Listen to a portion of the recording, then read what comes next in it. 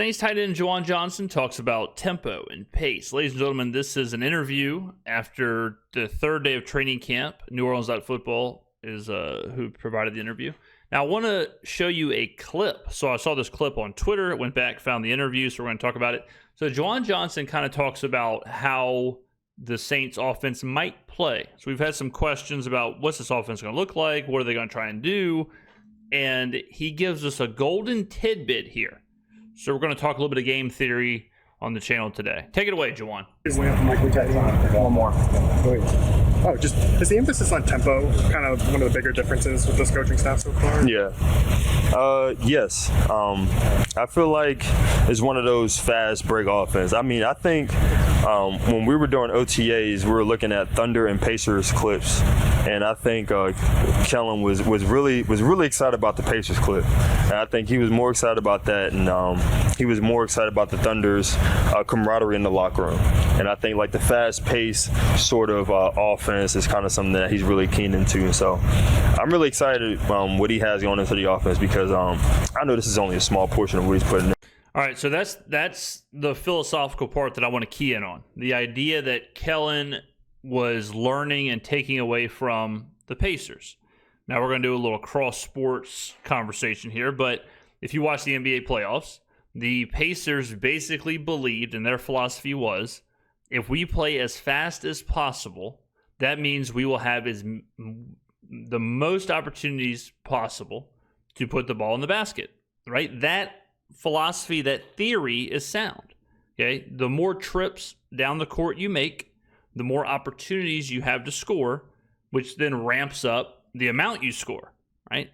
If you can create as many drives as possible on the football field, you have to also increase the amount that you can possibly score. If you are increasing the amount of drives you have, and if you increase the score, then you increase your win percentage. Okay, that's the theory, right? So I say that because Kellen has also mentioned pace and tempo a lot this offseason. He always talks about, well, we can't really talk about the offense too much, but we're going to play at pace. But we're going to play at tempo. But I mean, he's really excited about it. He's got a lot turned on in his brain. I feel like he's just like, and I feel like a lot of times like, whoa, like, we need to slow down a little bit. But it's exciting, man. Like, it's just so innovative. It's exciting, and I'm really excited to see what's going to happen, man. Because he really has a lot in store for us, and we just got to be ready to receive it and just ready to go out there and play. I think that's the biggest thing is just go out there and play, and just be free and just have joy playing. I feel like that's we get paid to do this kid game, and I think we just need to remind ourselves of that. So, man, I get in trouble every time I call it a kid game. I'm glad Juwan did. Okay, so did you know that there is an analytic that tracks tempo and pace? It is aptly named pace per game, right? So pace is, now we're going to get deep into the game theory here. Pace is, the analytic is simply the amount of seconds in between each snap, okay? So the lower the amount of seconds in between each snap, the higher your pace of play ranking. Now, that's not perfect because, pop quiz, when would a fast-paced team take a lot of seconds in between plays? Anybody? If they're winning, right. If they're winning, if it's the fourth quarter, if it's the third quarter, if it's a blowout game, they're going to run the football, they're going to lean on the play clock, they're going to shorten the game, right? When would a slow pace of play team play fast?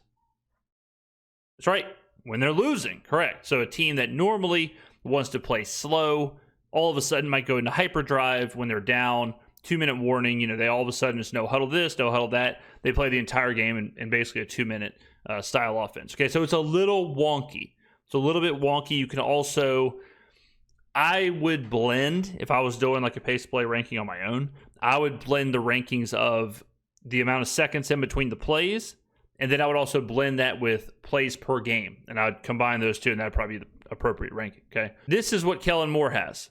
Kellen Moore's offensive ranks in pace of play as an OC. This is as he was heading into Philly.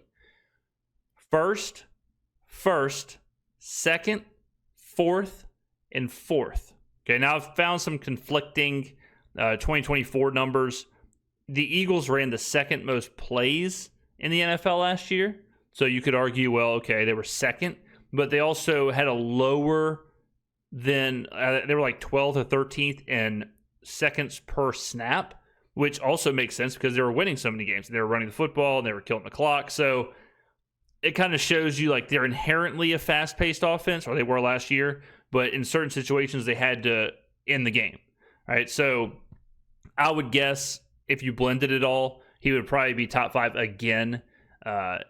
I think this is the plays per game. So this is 2024 plays per game. Philly was 4th in plays per game. Total plays, I think they were 2nd.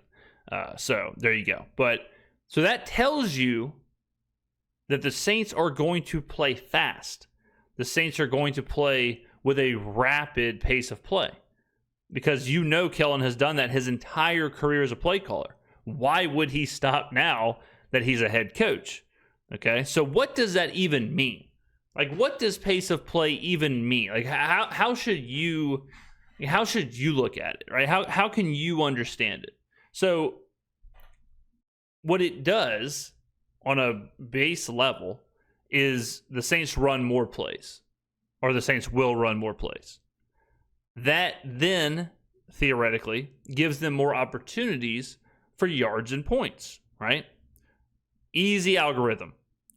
More offensive plays equal more chance for points. Now, we don't talk fantasy football a lot here, but it does have fantasy football implications as well. Why? Because if the Saints are running more offensive plays, then their offensive players now have more chances for production, aka more points for your fantasy team. So now all of a sudden, a player like Chris Olave or Alvin Kamara or Juwan Johnson or Rashid Shaheed, whatever, Brandon Cooks, you have to look at them in a bit of a different light because of how fast this team is supposed to play. Okay? So the Saints are going to try and increase the scoring opportunities that they have. Okay? Now this also impacts things like totals, like when you're betting games. If the Saints do play how we think they're going to play, this would behoove you to take their overs. So all of a sudden now the Saints will be an over team if they're playing this rapid. All right. If it works, it keeps the pressure on the defense. It also maximizes possessions and maximizes mismatches, which also lines up for this team, right? We know that Kellen Moore is going to be a per play kind of mismatch oriented coach. If you are running this high pace, it doesn't allow the defense to sub. So then what happens is you get stuck in a mismatch. And now a bad or a wonky or a mismatched defensive package is now just stuck out there, right? And the Saints, theoretically, would be exploiting that. It also forces defenses and opposing teams to kind of match that tempo, right? We saw this with the Commanders last year, where if one team is playing really fast and they get up, the other team can't afford to stick to their run the football, grounded pound, field position, and they kind of have to get out of their normal cadence. They have to get out of their normal game plan because they have to match them. They can't let this, like the Pacers or the Warriors from a few years ago is a good example too. The Warriors are just going down quickly, bombing threes. They think 3 is greater than 2. So you can't say, okay, well, they can do that. We're just going to stick to our mid-range, slow kind of game because you're just going to lose the math battle, right? Same thing here in the NFL. Also, teams that play fast are better at 2-minute situations, catching up, end of half, things like that. They're a little bit more normalized to play in that kind of world. Now, there's absolutely a negative to this. Right? The negative is that if you are having bad possessions and you're just going 3 and out, and you're going 3 and out rapidly, your defense is getting exhausted. Right? Your defense is getting tired. Your defense is falling apart.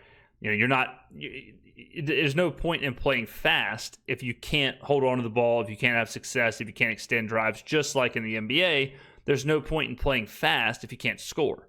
Right? You can have 500 possessions a game in the NBA. If you can't score, then it doesn't matter. Right? Same in the NFL. You can have 30 possessions to your opponent's 5 possessions, but if you punt on all 30 possessions, it doesn't matter. Okay, so there is a it's not like playing fast equals success. You do have to have success. You do have to be able to maximize your offensive plays. All right, but this tells you that this is what the Saints are going to try and do. This is how they're going to try and play. And this is what we can expect from them. We can expect a very fast offense. We can expect a lot of no huddle. We can expect a lot of getting in and out of the huddle. We can expect a lot of drives. All right, think Detroit. Think Philly from last year, obviously. Think Washington. Think some of these teams that just kind of blitz offensively, just kind of push. They're nonstop. They're relentless. And that's exciting because that is new. It's not as new last year. Last year, Kubiak, I think, was kind of quick, but it's certainly different than what we've seen previously from the Saints. And if you look at last year at plays per game, so again, this isn't a perfect one-for-one for pace, but you look at some of these teams, like I just said, Washington was the most plays per game, which makes sense because they kept going on those 17, 18, 19 play drives. Detroit makes sense. Cleveland in there, okay. Philadelphia at 4.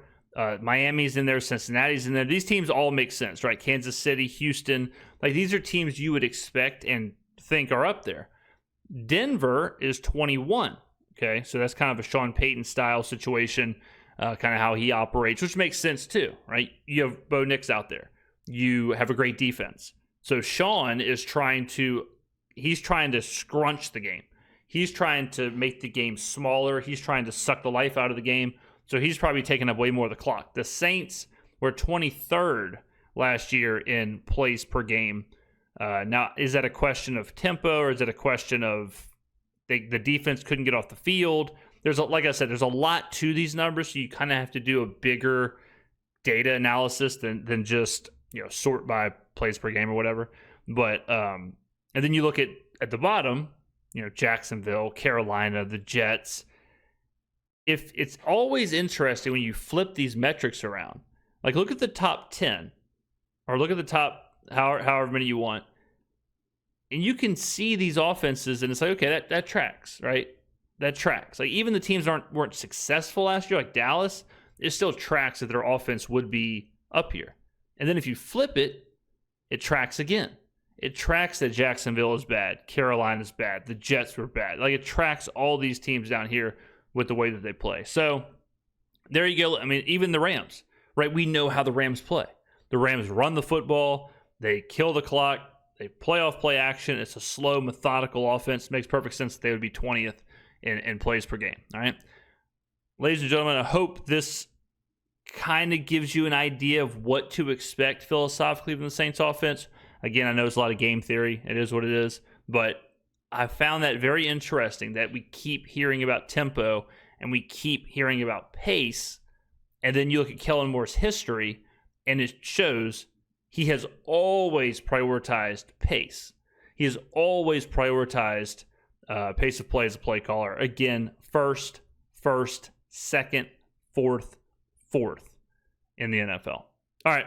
Thank you very much for watching. I will see you in the next video.